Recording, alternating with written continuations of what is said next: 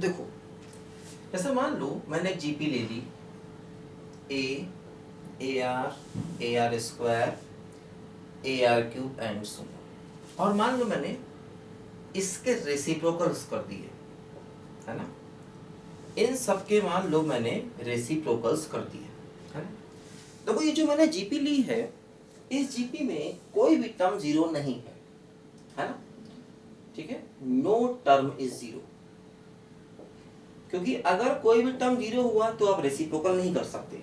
अब देखो रेसिप्रोकल को करने से जो प्रोग्रेशन बना है वो प्रोग्रेशन फिर से देखो एक जीपी है ना। देखो ऐसे इनका कॉमन रेशियो ले तो 1/r, इनका कॉमन रेशियो ले फिर 1/r एंड सो ऑन। देखो तो अगर हम किसी जीपी के टर्म्स को रेसिप्रोकल कर दें लेकिन उस जीपी का कोई भी टर्म जीरो नहीं होना चाहिए, तो रेसिप्रोकल करने से जो प्रोग्रेशन बनेगी देखो वो फिर से एक जीपी होगी, है ना।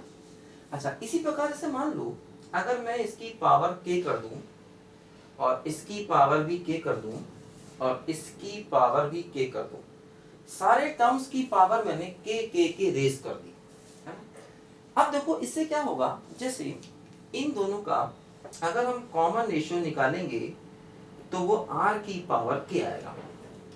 इन दोनों का अगर मैं कॉमन रेशियो निकालूंगा तो मतलब इसको इससे डिवाइड करूंगा तो क्या होगा, देखो ए आर स्क्वायर की power k upon A R की पावर k। देखो ये क्या हुआ, ए के आर की पावर 2k, ए के आर की का पावर k, तो फाइनली आर की पावर k। देखो कॉमन रेशियो सेम आ रहा है ना।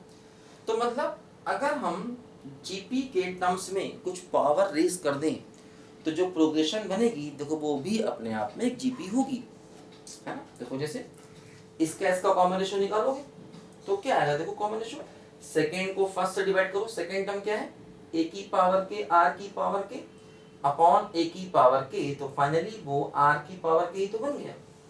इसी प्रकार इसमें भी थर्ड को सेकेंड से डिवाइड करोगे तो वो आर की पावर के आएगा।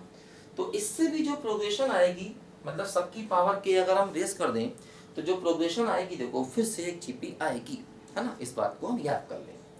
याद क्या मतलब, जब भूल जाएं तो ऐसे कर लें, क्योंकि ऐसे याद नहीं कर पाओगे भूल जाओगे। तो जरूरत पड़ने पर इसको ऐसे चेक किया जा सकता है, हमेशा ध्यान रखना, ठीक है। इसको लिखो जरा ध्यान से बच्चों पहले।